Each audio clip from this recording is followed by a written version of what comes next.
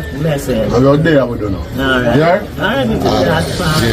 Yeah. We lift up the rights of our community. Blessed people, welcome back, you see me? So peeps, today we're gonna talk about a veteran dancehall / reggae music producer who goes by the name George Phang. You know, when people hear the name George Phang, they only think of him as being a strong man from in the jungle era of Kingston. George Phang is also a businessman who is involved in production, you know, who has helped to shed light on a lot of talents from Jamaica, you know, a lot of famous talents that we look up to today as trendsetters in dancehall and reggae music, you get me as a people. So we're gonna take a little look into the musical aspect of George Phang, you know what I mean? Some of the artists who him highlight and some of the artists who him actually bring to the forefront.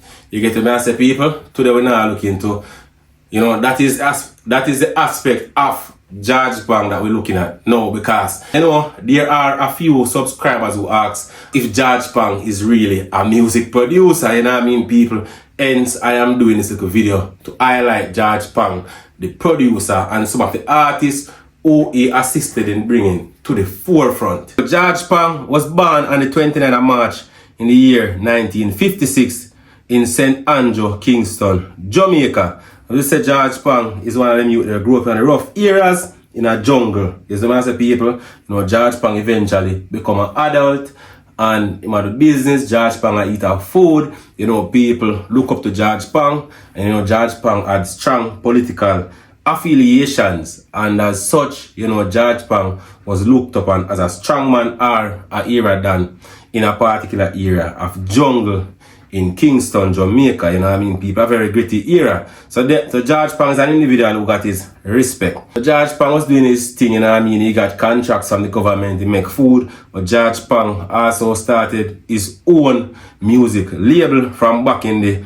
early 1980s. You see what the people? Yeah man, George Phang started him label early in the 80s, you see it? And the name of his record label is the Powerhouse label, you see me? After launching his label, you know, based on his influence and connection, it was not very hard for Phang to get artists to record for him. And one of his first hit songs was a song by Little John, a song titled True Confessions. You know, that song was a hit song. And another song, also by Little John, titled Roots Girl, both released in 1983. So you know peeps, George Phang basically hit the ground running, you see it. Once him start off, you know him start off with fire. So George Phang start off with him hit song. You know George Phang them are them kind of people where I go get them music to play up on the radio. Sound man, I go play them music because as we say, his influence. You get me I say? And him use him influence to him advantage. So on the heels of those hit songs, George Phang follow suit with Sugar Minot's Buy Off the Bar and Barrington Levy's Money Move. You get me as a people? So you know Sugar Minot voice fame give him strength, as also Barrington Levy, and a hit song them there again, people. You see what I say? So the artists them really put them heart and them soul in the music when they sing for the producer. Maybe him bring out something different in them. And you know those songs were very, very popular in that year. You get me as a people, yeah man, big hit song them. So in the summer of 1984, George Phang released Michael Palmer's big hit song, a song titled Lick Shot, which was another hit song for his label as well. You know, this song became one of the biggest tunes that summer in the year 1984. With the influence that George Phang had, many of the most successful dancehall stars of the 1980s recorded for George Phang. You know, Half Pint's all-time greatest hit, Greetings, was released on the Powerhouse in 1986. You know, greetings I bring from Jah. Them big tune, you see me? Conroy Smith's first song, Indian Lady, was also released on Phang's label.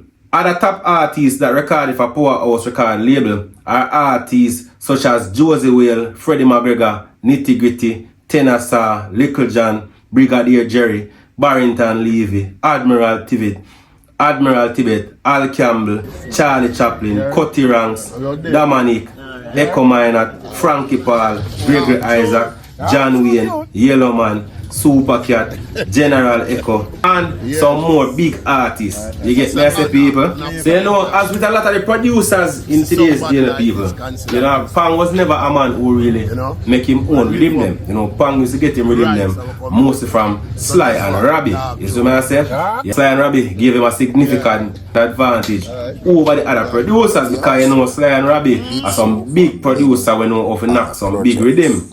You know, for Phang sound them always have some different type of characterize.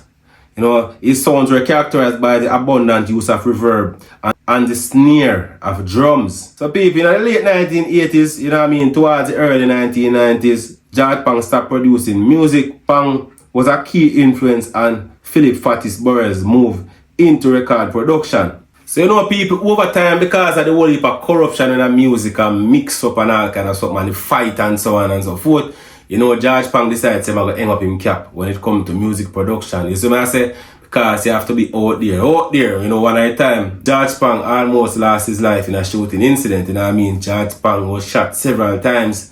However, George Phang survived, is it? George Phang is a man where have him close encounter with death. So George Phang know it go when you have to mix up with people, and all type of different people come around you and so on and so forth. You know, George Phang decided that he was gonna hang up his producing cap. But that doesn't mean that George Phang is not a producer who has had an impact on dancehall and reggae music. George Phang did his bit in the time when he needed to do it.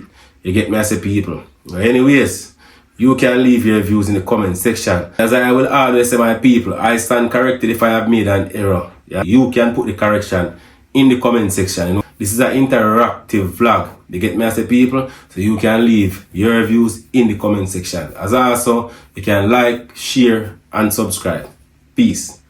So we're trying to reach out and let them know, like, going down the path that you think you're going down is not the right path. If you can try and make your parents proud of you in any which way you can by not being a gunman, being a bad man, bossing, doing all of that, you can.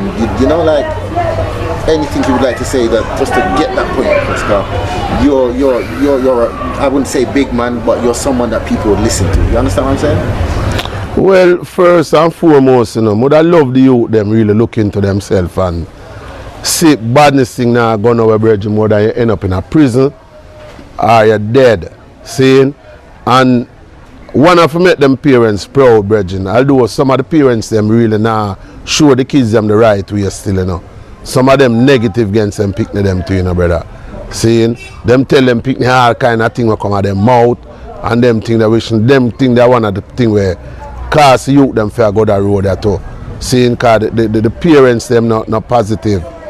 You see me? So the youth them for just know, so them for just stop them thing and just live a normal life and live good and make them family and member proud of them, brethren. Seeing?